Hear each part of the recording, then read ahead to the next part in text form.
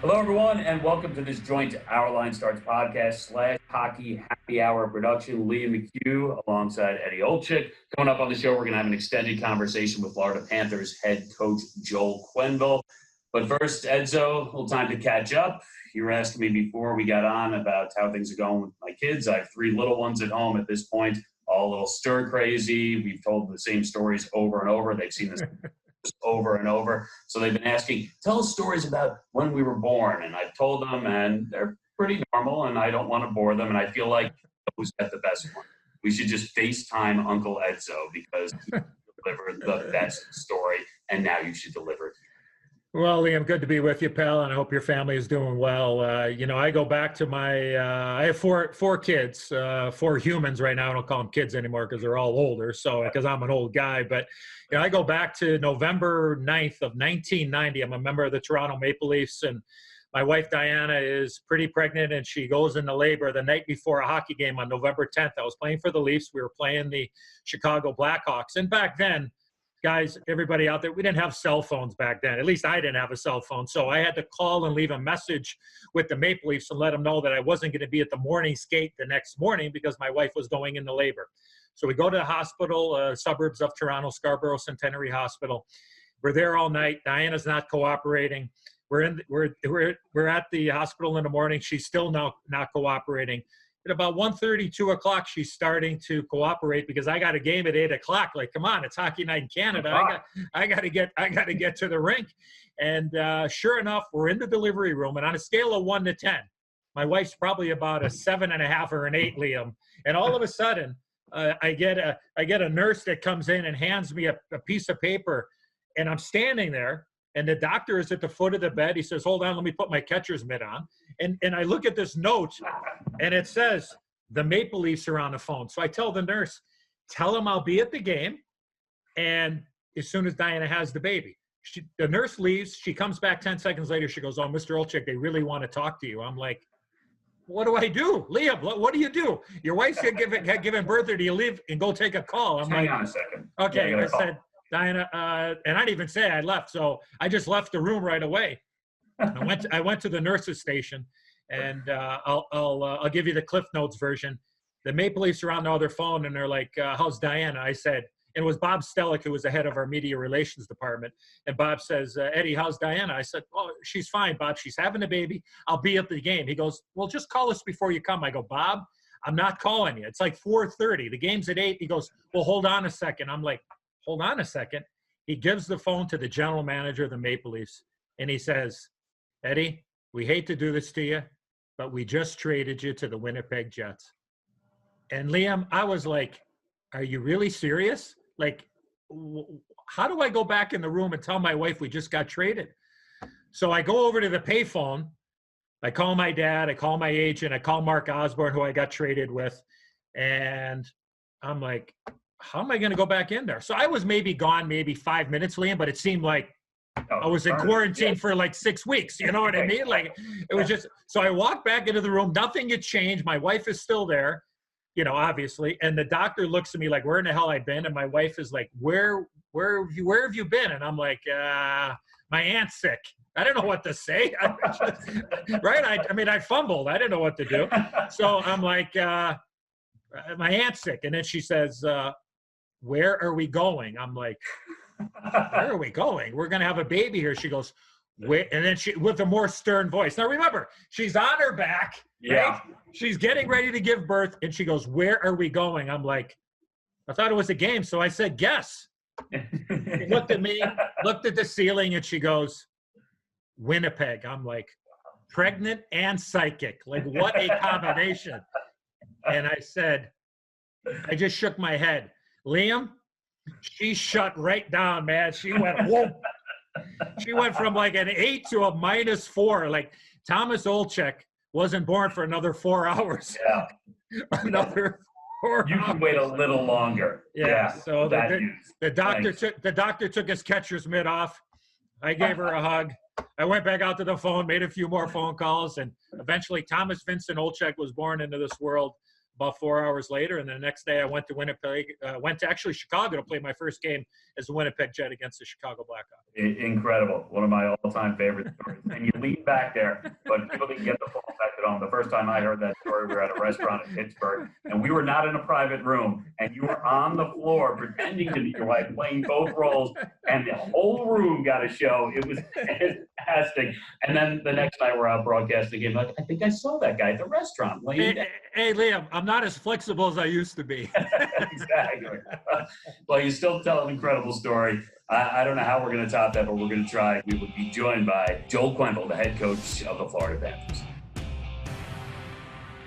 And welcome back to Hockey Happy Hour / Our Line Starts podcast. So happy to be joined now by Florida Panthers head coach Joel Quenneville. Joel, it's great to see you. You know, at this point, let's be honest, there's so much uncertainty. People miss normalcy. I know I, for one, at this point, miss things that I didn't even expect to be missing. Everyone's missing hockey right now. I heard that recently you seemed optimistic, at least, that we're moving in the right direction toward hockey eventually returning. What are you hearing that gives you this optimism? Well, I think listening to Gary last week talking about the opportunity of looking at all different scenarios of potentially playing, and whether it's neutral site games or without fans, and talking with Dale, whether they're having GM meetings with the league as well. Players seem like, whether they're talking to Players Association, seems like there's still enthusiasm. It seems like everybody's putting out, there is hope that we could resume later on in the summer. I think everybody would like to get back playing. It seems like nobody's, not open to the opportunity. I think it'd be fun for teams like ourselves that are sitting right on a bubble that look like there'd be a chance to play, to give ourselves a chance of playing in the playoffs, which we were looking for at the start of the year. You think of teams like that go to the finals, that it's so hard to get back there again, and we got invested 7/8 of the season involved, and then you got to wait all that time to get a chance to play for a cup, and now you don't get a chance to play for that cup. It's like an eternity to get another chance to get back to the playoffs, 2 years removed from a chance that we were really close or so close. And that's our sport. We play for it. We have a chance for it, and it's an opportunity in a short amount of time to get a real opportunity. And I think the games would be meaningful right out of the gate. It'd be a fun type of hockey to watch. I'm sure the players would love an opportunity to win a championship. I mean, we put a lot of investment in it so far, and we'll see what happens. And we're hoping that it can happen. Hey, Joel, not only a 3-time Stanley Cup champion, head coach with the Chicago Blackhawks, but also you played a long time in the league. I guess thinking about the players and all the time that they've had off, how much time do you think you need as a coach if we do come back and play, saying, we haven't been on the ice for 45, 60 days? How long do you think your team or any team in the league would need to get back to at least give every, team an opportunity to get it back out there and play again, like a training camp? How many days would you think? Yeah, it's a good question. I think every, situation could be different, but I know a lot of our guys have been down in Florida. We've been in a situation where they've been doing something every day. You can get outside, you can do different kind of training, whatever you feel you're getting a good workout on. And then you get back on the ice whether you got small groups skating. But I think once we're together as a team, and if somebody was saying 2 to 3 weeks, I don't think you need that much time. I think the guys would rather play for keeps right out of the gate. You can get them ready in whether it's 7 days, whether you play a scrimmage with another team, or you play you scrimmage amongst yourselves, or if you're going to play some regular season, that's part of it as well. So I don't think you need that much time, because the guys are in pretty good shape. There's not a whole lot to do, and I think guys have been doing something to keep themselves in relatively good shape. I heard guys are on the inline skates. They got that. They're doing that. Everybody's got a different type of a program. I think every team's different, but it seems like I think the players, even in training camp, they've shortened camps out the last few years, and I still think that some guys, the last week or so, it seems like it goes on a little bit too long. So I don't think you need as much time as as it looks. I think if you had a week, and if you need a day or two after that, it'd be enough. Yeah, there's a lot of uncertainty around how the league would return if they would finish out the regular season. You mentioned your team on the bubble, but 3 points outside, have played one fewer game than Columbus, which sits in the final wild card spot. Although if it was points percentage, they wouldn't be in the final wild card spot. It's a puzzle at this point. So if they return and if it goes to the playoffs, I saw that you would be interested in adding teams to the playoffs, given your situation. That makes sense. What would you like to see happen? Well, I think it'd be exciting for the league if there's teams that were on the bubble and they're close and they're going to go to a format right away where it'd be type of a play-in situation. I think that the top couple teams could have buys. The playoff teams that are you got 20, you can go to 24. All those teams that if you went to 24 look like they probably could have a push that gives themselves a chance if they did play the remaining games.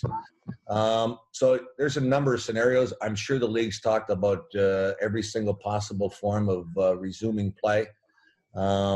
Optimistically, from our point of view, would be, if we went right to the playoffs and they expanded it, we would take that any day of the week. But obviously, that's selfishly looking at it. But I know that I think it'd be fun for the fans. I think there's a lot of markets that are close, and if they get to play an extra round to find a way to get through the next 4 rounds, I think it'd be fair to everybody in this uncertain time. And I think that's, I don't think you're changing the landscape too much of what it'd take to win a championship.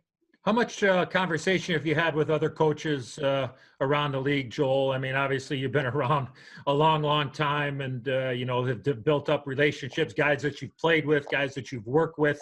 Just what are those conversations like, and just helping to kill the clock like everybody else, hoping we get back sooner than later? Well, no matter who you talk to, and there's a number of guys you can, whether they're players, they're coaches, there could be a lot of old whalers that are different positions around the game as well that, you talk to. And, I think that, optimism about playing a little while ago was very low and very trying situations and a real,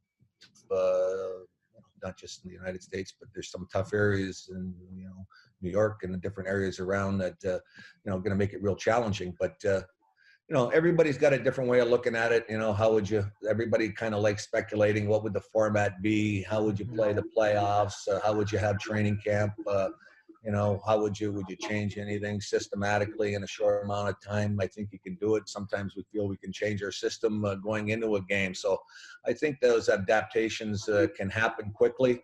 But you're talking to, talk to all our players, and Dale regularly. And so we're kind of shooting to see what happens, but I think that, everybody's got a different way of looking at it. I just think the sense of optimism has definitely turned to a different level in the last little bit. Well, if there is an opportunity that we come back and we go straight to the playoffs, maybe we add teams, maybe we don't. If that's the case, let's just say that the regular season for this conversation maybe is behind us. How would you assess your season in Florida? I thought we had a couple of really good stretches this year. We had a couple of really bad stretches. I thought that our motivation was we have to find a way to be a playoff team. We feel that our group is at that stage where, just being close and not gaining that experience of what it takes to be not just making the playoffs, what it takes to win in the playoffs. And I think we're developing some form of, being deeper and more competitive game in, game out. I thought our best stretch of representing that type of a game was our last couple of games. We went in there, won a big, hard game in St. Louis. And I thought there was some progress to our team game in that area. But we went through a stretch where we lost 8 home games in a row, which was, really put us behind the 8 ball because going into the All-Star break, we had a real good spot positionally, being a playoff team, and now we're against it. But I think that we've made some progress in some good areas, and I think our defense is, gets maybe a bad rap about not being effective, but I think they've improved in both sides of the puck. Offensively, we don't have a problem scoring goals. Goaltending has been ordinary, but I think Bob is, it's an opportunity for him. We get back to, to really be comfortable in the net and be Bob, and I think he can help us as well. Joel, you were voted the NHL's coach of the past decade. I want you to look back, though, right at the beginning of your time in Chicago. You take over, you looked at that team, and you thought what? Wow. What a hockey team. We had a lot of great ingredients. We had a lot of depth. We had, I look at the team, we had some real young guys that had a ton of talent, very competitive group, deep. We're ready to take that next step. And then quickly that year, we a lot of things happened in a real positive way. Got 3 rounds lost in the conference finals to Detroit that year. But there was a lot to learn, and I thought the guys were very receptive in a lot of ways. But what a talented group and competitive. And for a team that looked like it was highly skilled, it was a scrappy team that really was underrated in that department. So fun team to coach and work with, and it was fun being around that group. Well, 3 championships with the Blackhawks, Joel. One guy I want to ask you about, Joel, is Dustin Byfuglien. He's been in the news, obviously, this year when he walked away from the Winnipeg Jets, and they finally have got a settlement there, and he's not with the Winnipeg Jets anymore. I just want to ask you about Big Buff back in the day, because you had him at forward with early in his days with the Chicago Blackhawks. Just talk about how he was with you then and how he has evolved over his career and become really, obviously, an impact player until he took a step back last year. One of my all-time favorites. Buff was one of those guys you really had an appreciation for. I loved the way he approached the game. He had fun all the time. Was definitely one of the guys. He had a unique, and he's a special player that had a unique talent. Unbelievable skill level for a big man. You had to appreciate Buff for how he approached the game. We had the fortunate ability to put him up front, but sometimes when we played him up front, we'd put him in front of the net for the PP. I mean, it was unbelievable how it'd be a distraction for goalies. We had flexibility sometimes. We put him back on D. We won that cup that year. He was up front the most of the time. He's imposing on forwards. Even when he's playing D, you got to keep your head up. But he's one of those guys that, what an ingredient to have that size and the skill and what a great teammate. And when we had to lose him there, the free agency, it's like one of those guys. We had so many key guys that we had to make decisions on. The one guy you definitely missed was Buff, and I was root for him and visit him when we do get to see him and play him. And all I do, I just laugh about Buff because he's one of those guys that, wow, he's got a lot of good stories about Buff. They're all true. Well, Joel, I got to ask you. Liam teased it before our last commercial break. You're a big horse guy, as I am, and this is obviously it's a different dynamic now in all of sports. I mean, the world we live in now. But I want to ask you specifically about horse racing. You know, you're a big Derby guy. You've been to Derby a bunch of times. With the Derby being pushed back as late as it is now, is you as a horse guy and an owner and a handicapper, how do you think that affects the big picture if indeed we do have the Kentucky Derby come the first Saturday in September, not the first Saturday in May? Right. Well, it's totally different. I mean, you got a lot of horses right now that aren't even getting a chance to run. With the 3 tracks going with Tampa, Florida, and Australia, and then Oakland. I mean, they're not racing in the big markets in New York and California. So there's probably a lot of horses that we don't know if they're going to get a chance to get ready, get points that can qualify. But it definitely changes the thought process of a lot of trainers, a lot of owners about getting their horses ready at a later date. Is there going to be an opportunity to qualify for that Derby September? Is there going to be fans at the Derby? There's a number of things. I think they've got a lot of challenges, like every sport does, of thinking about how they're going to make their big days work, and that goal about whether it's Breeders' Cup or the Derby. There's a lot of uncertainty. I think that most horse owner, you want your horses running. You want to do what's best for the animals. You want to make sure that they're getting proper care. You got to take care of them morning, noon, and night anyways. The fact that they get them running, I think it's best for them. And I think the sport, it'd be a clearer picture about who's definitely going to be ready and able to qualify. But it looks like it's Bobby's year with the quantity and quality of his 3-year-olds. Man, he's got a crop that he could be the top 5 favorites in the race. Yeah, Bob Baffert certainly locked and loaded, getting ready for the Derby. And your owner, obviously, Vinny Viola, a big horse racing guy. He won the Kentucky Derby a couple of years ago with Always Dreaming, and he won the Breeders' Cup Classic this last fall. But Joel, I got to take you back. I don't know if you remember this story, but I just want to see if you do. So go back to the late 90s. You're coaching the St. Louis Blues. You're in a hotel in Los Angeles, and I happened to be in town playing there the night before. And I was at the racetrack that day, and I said, you know what? I don't know Joel Quenneville. I don't know if he knows who Eddie Olczyk is, but you know what I'm going to do? I heard he's a horse racing guy. So I got a horse racing paper, a daily racing form, which is kind of the Bible for horse players. and I found out what room you were in. I actually slid it under your door while you were coaching a game against the LA Kings. And I was like, you know what? From one horse player to another. And what, do you remember that? And what was it like? That wasn't the only time you did that, Eddie. You did that regularly, and it was always an appreciation. Thank you. I mean, that'd be, forget room service, man. You get the daily racing. That's as good as it gets. Yeah. You know, Joel, you seem like you'd be a great guy to go to the track with, but I feel like it'd be fun to go to just about any sporting event with you because, you know, a couple of years ago, it was actually just a few weeks after you were let go by the Blackhawks. I was doing a Sunday night football game in Chicago, the Bears and the Vikings, and some things start popping up on social media. Hey, someone says Q is out in the parking lot. I said, I don't know. Let's verify this before we start going with it. And then there's video of you out there with a bunch of Bears fans outside Soldier Field, you know, putting a couple shots down with the guys, enjoying it. Yeah, that's all-time hockey right there. It was fun. It was a great night. I was with my wife, my son, my daughter were with us, and we had a bunch of their friends we were hanging out with going into the game, and it was Bears played well, but it was like, okay. But it was one night to get out. I was always going at least one or two Bears game a day or a year, and we'd always spend at least a little tailgate when it was time. Yeah, all timing.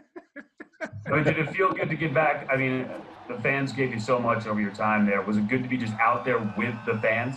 Oh, the fans have been great. Fans in Chicago have been outstanding. The support that they gave us over the course of those 10 years was tremendous. It was a special day when we were back there, say in January.